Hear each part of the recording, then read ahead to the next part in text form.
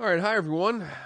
Reconstruction Part Two. This is Phil Travis here, um, your history teacher here at EOU History 458, Civil War and Reconstruction, Week 10. So hopefully, yay! Hopefully you guys are excited. It's Week 10, and hopefully it's been a great term. And I hope you guys have gotten something out of this class. I've really enjoyed doing this course with you guys. So hopefully everybody got something out of it.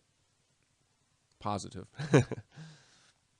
So Reconstruction, as it carries through in the late 1860s through the 1870s, um, is embodied by a lot of tension and anger and violence in the South, and it's ultimately a failed enterprise. There's a tremendous amount of anger in the South over having the terms of Reconstruction dictated to Southerners, white Southerners, by a Northern Republican government. There's anger directed at freedmen, of course, also at carpetbaggers who were Northerners that moved south during Reconstruction to basically take advantage of vacant or cheap or easy to obtain land and to create business ventures in the South. Scallywags who were Southerners, white Southerners who were sympathetic to the Republican Reconstruction governments.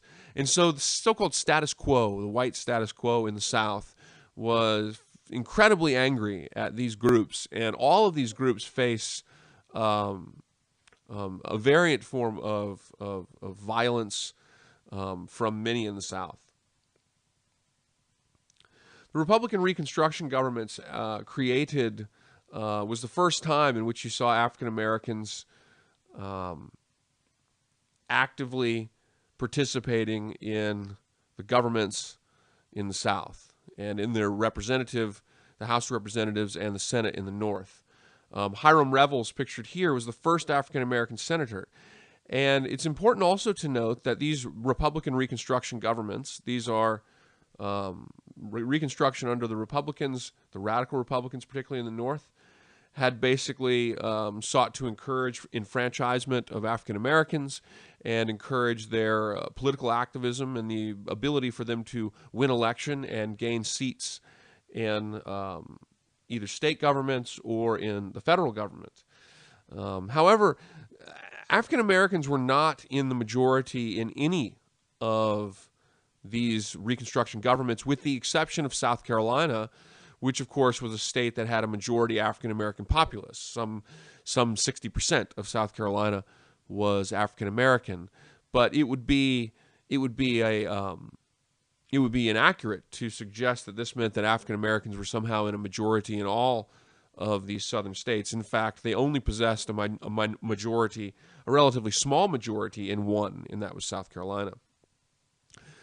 Many white Southerners and later apologists, like, for example, some of the early Reconstruction history that some of you guys read about in the prelude to the Foner book, the Reconstruction book.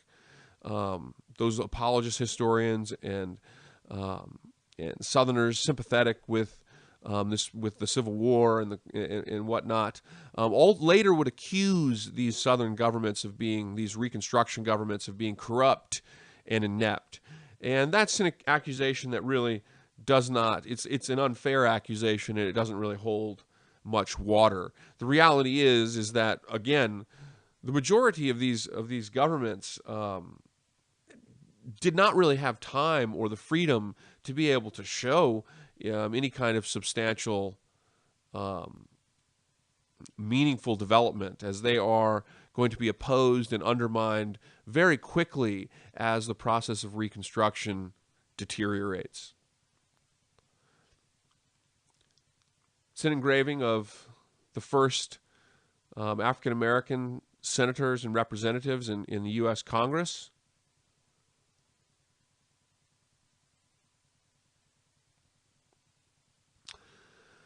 Southern response to the Northern-led Reconstruction policy was, in some cases, violent, and in other cases, motivated by laws designed to undermine freedom in the South. The Black Codes, which were precursors to so-called Jim Crow laws. Jim Crow laws were laws that were primarily related to disenfranchisement and segregation. The black codes varied from place to place, and they excluded individuals from voting and included, I guess the basic motivation you would say of the black codes was to allow whites to control the African American population in the South despite an absence of slavery. And they controlled these individuals by, for example, arresting freedmen for things like claims of idleness, or for being on the road, or for not having a job. And these were things that many whites in the South, were also guilty of, but these codes did not apply to them. It was very commonplace also for former slaves to be on the road seeking out family and loved ones that had been split in years prior. And so thousands and thousands were on the road, and the black codes basically were, when they varied, these were local codes, and they varied from place to place, but they involved a series of measures to force people to work on particular lands, to force people to have jobs, to limit the ability of people to move around. If you were found not to have a contract to work, you would be, in many cases, taken and put back on your former master's plantation to work. You could be arrested for sitting around, for being what they viewed as vagrancy. You could be arrested and moved for being on the road.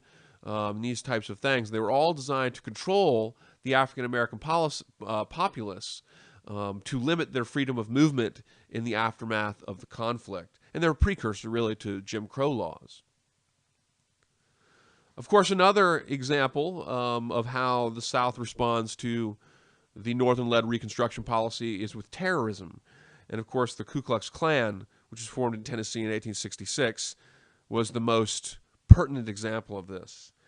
The Klan terrorized and harassed African Americans, and also scallywags and carpetbaggers, as they would call the whites who were complicit in the Reconstruction process. And they terrorized them with force of violence, with, you beat people up, you might kill people. Of course, cases of lynching and these types of things were all designed to terrorize the people who were complicit in this Reconstruction process in the South. It's an engraving from the time of, it's basically a Ku Klux Klan propaganda flyer, effectively. You can see in the background of the image, you can see the individual being lynched.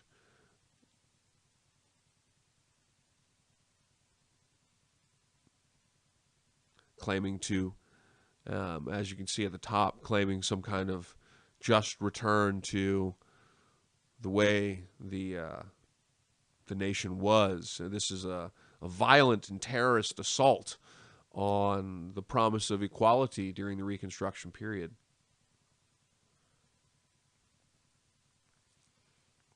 Congress, however, during this period took action, and even though Reconstruction fails, there are some important steps that are taken by Congress that provide lasting importance to the development of equality and freedom in the United States.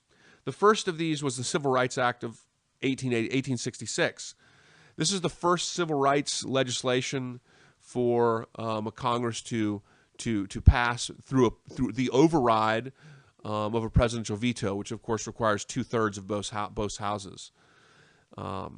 The Civil Rights Act of 1866 demanded rights regardless of race and banned the black codes. It was a precursor to the establishment of the 14th Amendment. Of course, it doesn't really carry much weight in the long term. Not really until the 1960s, truly, do you really start to see some of the ideas from Reconstruction coming into place. And in many cases, you could say there's still aspects of the promise of Reconstruction that go unfulfilled in the United States today. Why did Johnson veto this? Obviously, we talked about Johnson a little bit last week.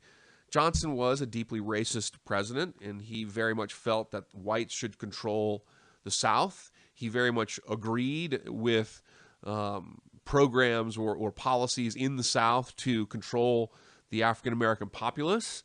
And Johnson's also a states' rights believer. He's a strong believer in states' rights, and he believes that the southern states should be brought back into the Union and that the southern states should be allowed to deal with their populace as they see fit. In 1866, of course, Congress passes the 14th Amendment. And of course, amendments, the president has no ability to veto an amendment. And of course, this amendment would be discouraged by Johnson. He encouraged southern states that were in the Union at the time to resist this.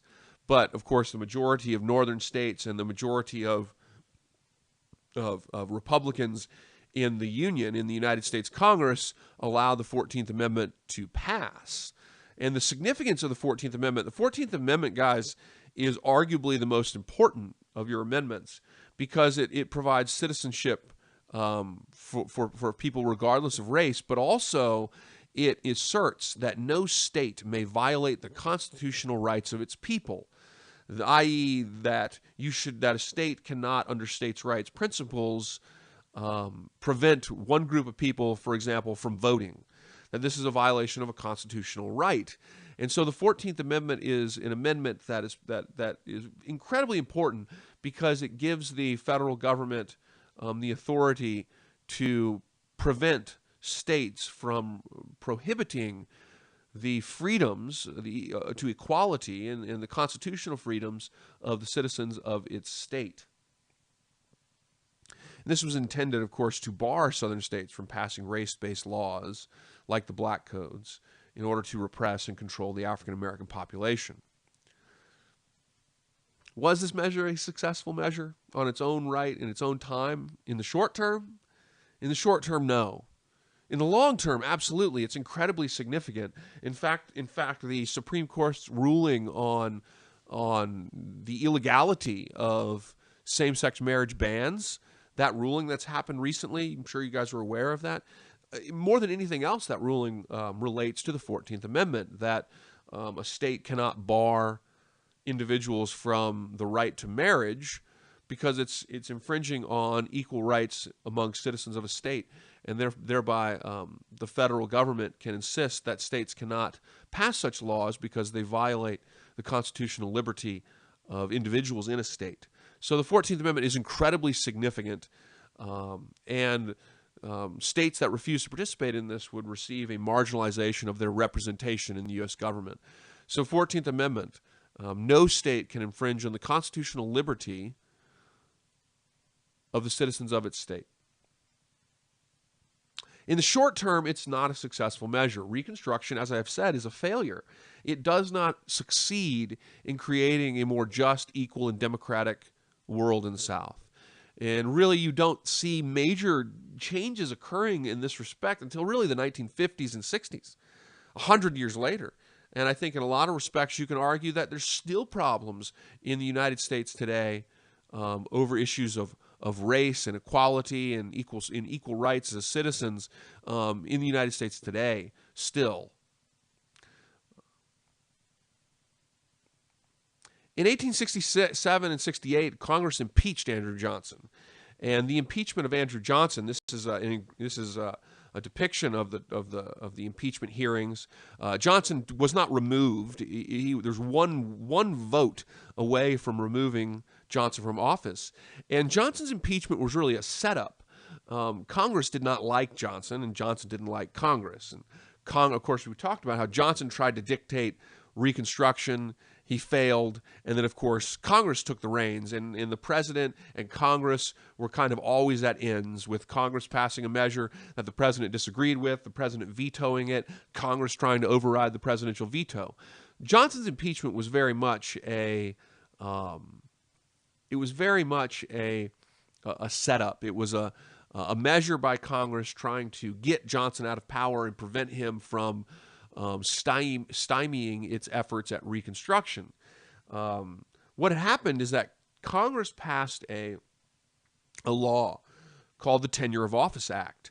And the Tenure of Office Act basically said, and it's kind of ridiculous when you think about it, and it obviously no longer holds any merit whatsoever, but the Tenure of Office Act stated that a president could not remove a member of his own cabinet before his term was up, before his tenure of office was up, unless Congress agreed.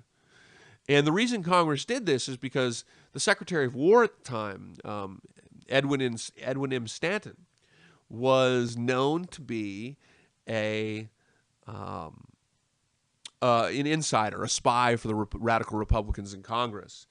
And so they knew that if Johnson found out about this, Johnson would remove Stanton. And so they put the Tenure of Office Act in place, knowing that if Johnson removes Stanton, they could impeach him and remove him from office. And of course, Stanton is found out, Johnson removes him from office, and Congress impeaches him for violating directly a legal mandate of the U.S. Congress. Ultimately, Johnson comes only one vote away from being removed from office, and the reason was because there was actually some people who changed their vote at the last second, largely because they feared the potential replacement of Johnson. But this was a huge event, by the way. They sold tickets to the impeachment trial of Andrew Johnson. This was like the way we think about sporting events today. There were no real great, huge spectator sporting events at this time. That's really a phenomenon of the 20th century more than anything else. But this was absolutely a huge spectacle and something that that every American who paid attention to the news was aware of. If the impeachment trial of Andrew Johnson was the great kind of spectator event of the period, perhaps this man here, Ulysses S. Grant, was the superstar of his period. Grant was a great, obviously, military hero. He won the presidency in 1868 on his military record, the so-called Bloody Shirt campaign. Ulysses S. Grant basically won the presidency by asserting his credibility as the victor of the Civil War, if you will. Grant's presidency, however, was riddled with corruption and scandal, and most historians have regarded Grant to have himself been an honest person, a man who was probably far too trusting of those he put in power. But still, his presidency was riddled with scandal and corruption. The most notable ones would be the case of Gentleman Jay Gould, stock watering and basically buying off elements in the U.S. Treasury so they could corner the gold market, the stock market. Of course, there was also a railroad scandal. The railroad scandal, which is known as the Credit Mobilier scandal, awarded large uncontested contracts to the railroad construction company in the building of the Transcontinental Line. They were uncontested, uncompetitive bids that the Grant administration just handed out to them. So the Grant administration was quite corrupt, though historians generally regard Grant as not himself very complicit in the corruption, but certainly, as Harry Truman said, the buck stops here, and so certainly Grant possesses much responsibility for that. Grant did, however, do some things at the early phase of his presidency with respect to Reconstruction, particularly his suppression of the KKK by military force in 1870 and 1871, the Harsh Forces Act, as it was called. He sent marshals into the South and used really military force to crush the Klan. And this was highly successful. And the Klan does not really come back until a very formidable domestic terror organization until really the turn of the 20th century. And its boom, the enrollment numbers for the KKK, the most popular period for the KKK, was actually in the 1920s.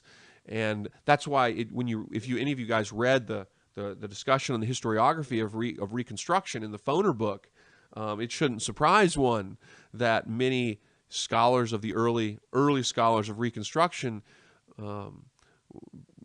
told a tale that was very racist in nature, because America, moving into the 20th century, was very apologetic of what happened during the Civil War, and quite racist in its interpretation of Reconstruction in many cases.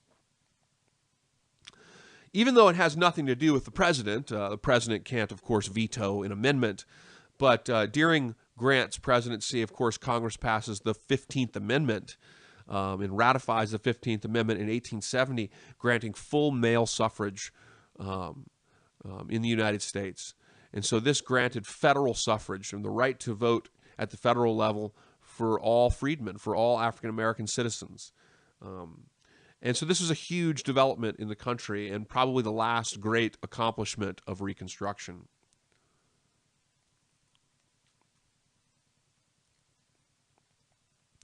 The election of Grant in the 1870s, for a number of reasons, meant the demise of Reconstruction. You had a rise of a group known as the Liberal Republicans.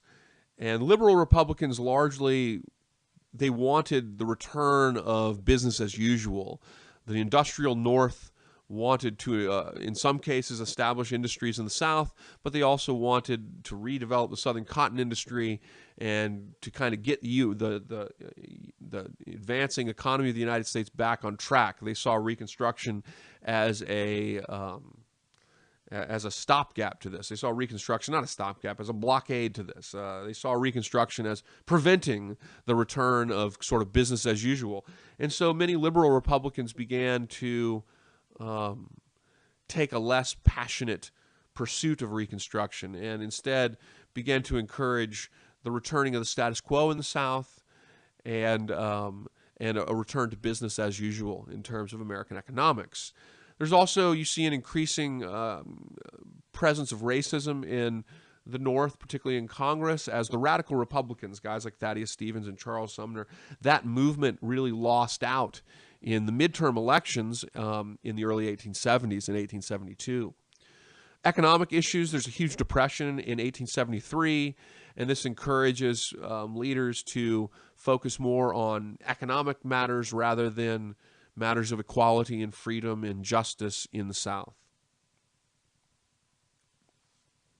Reconstruction's demise really came during the presidency of Rutherford B. Hayes, really at the outset of Rutherford B. Hayes' presidency. Hayes was elected amid the so-called bargain of 1876. There were disputed election returns from 4 states, and so it was a hung election. In a hung election, it goes into an electoral committee in the House of Representatives. And to make a long story short, and we'd never have found a document that distinctly says this is exactly what happened, but it's pretty apparent that Rutherford B. Hayes, the Republican from Ohio, who had beaten Samuel Tilden in the election, Hayes, who also served in the Civil War in the military, was a leader during the Civil War. Hayes would be allowed to take the presidency. However, in exchange for this, he had to end military reconstruction in the South. The reason that there was a bargain here is because Democrats behind Tilden had said, look, it's a hung election. They didn't know exactly who won, but they said, you're putting this into this committee in the House of Representatives, and of course the Republican will win because there's more Republicans in the House of Representatives, and so the committee had a majority Republicans over Democrats. And so they basically refused to participate in this and threatened to boycott Hayes' election. And so a deal is apparently struck in which Hayes would end military reconstruction, remove troops, allow the South to return to status quo, and in compromise, he would be awarded the presidency. The consequences of Hayes' election were the final failure of Reconstruction, a return of the status quo, and the development of a politic of white supremacy in the South. A politic of white supremacy in the South that did not really begin to be chipped away at truly until the 1950s and 60s. By the 1880s, the gains made by the 14th and 15th Amendments were largely wiped away. And these were wiped away not only amid laws in the South, but amid Supreme Court decisions that lessened the power of these huge steps in civil rights. Perhaps the most notable was, of course, the Plessy versus Ferguson decision in 1896, in which the Supreme Court infamously ruled that separate but equal did not violate the principles under the 14th Amendment. Jim Crow laws were established in the South. Jim Crow laws refer to a disenfranchisement of the African-American populace by using literacy tests that in poll taxes that were distinctly designed to prevent poorer African-Americans from voting. There were lots of poor, less educated whites too, but whites were grandfathered in. If their parents, their grandparents, if they had family before the Civil War that had voted, then they didn't have to take the poll tests and literacy requirements. They didn't have to pay the poll taxes and take the literacy tests. So Jim Crow laws were designed to disenfranchise African Americans, and they did disenfranchise African Americans massively. In the Deep South, by the late 1950s, in the Deep South, only 5% of African Americans in the Deep South could vote. So Jim Crow laws massively disenfranchised the populace. By and large, at the end of Reconstruction, Northerners and Southerners, and racism was very common in both areas, were grateful to be rid of the period of Reconstruction. They wanted to get on with business as usual. Just a last remark so you can kind of see what I'm talking about, because I bumbled on my words there just a little bit, but disenfranchisement of African Americans by literacy tests, grandfather clauses, and poll taxes. Those become known as the Jim Crow laws. And they disenfranchised African Americans for 100 years in the South. And in some cases, African Americans in parts of the South still struggle with issues of voting in the Deep South. In addition to this, of course, segregation, the southern states created the principle of separate but equal, and created the policy of segregation throughout the South. And of course, that was an issue that, again, lasted for almost 100 years as the South was segregated in the 1950s and 60s amid great violence and hostility in the South. The South was forced to desegregate under the civil rights measures passed by or proposed by the Kennedy administration and passed by the administration of Lyndon Baines Johnson. Anyway, guys, I hope this is helpful. I hope that you guys have had a great term. I've really enjoyed this class. You guys have been a great class, and I hope you guys got something positive out of it. And I hope our perspective as Americans and the formation of our country at this time, I hope is more clear for everybody. And so it's been a great term for me. I've really enjoyed it. So I hope you guys have too.